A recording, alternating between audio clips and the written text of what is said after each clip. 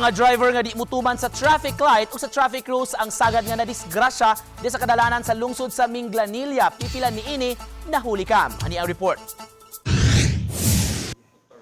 Usa sa nahuli kam kining tali sa usa ka SUV ug bus dinhi sa Dan and Bacalso sa barangay Tunghaan. Makita nga unang nihunong ang tapad niini nga sakyanan sa wa pa ang pedestrian lane. Kay matod pa dunay mulabang. Hinungdan nga nihunong usab kining itom nga SUV. Apan ang nagsunod nga bus nakadumbol niini. Ug tungod sa impact natangtang usa ka bahin sa bumper sa SUV. Niliki usab ang windshield sa bus. Kini usab motorsiklo nga nihunong sa sentro sa lungsod sa Minglanilla kay nag-stop signal na. Apan nadumbulan hinuon sa nagsunod nga SUV. Mayo na lang nga di kayo kusog ang impact. Apan natumbag yun ang motor ug ang mga sakay niini.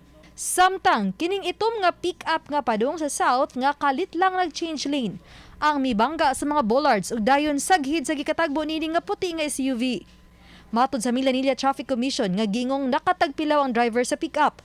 Samtang pahimano usab sa Mitcom ning nasinati nga kalit nga mga pag-uwan nga mas magmatngon tungod sa kadangog sa kadalanan. Sama sa nahitabo sa usa ka motorista nga na-slide ang ligid sa motor haduol sa crossing sa sentro sa lungsod. Natumba ang motor ug ang driver. Swerte na lang nga wala kini mapasok sa truck nga naa sa kilid niini ug nakalikay usab ang nagsunod nga tricycle. Hinungdan nga wala ra maligsan ang natumbang motorista. Wala ra hinuoy na angkon nga dakong kadaot sa mga nadisgrasya, gawas lang sa mga damage to properties. Uban ni Godfrey Rilien, Femery Dumabok. GMA Regional TV Live.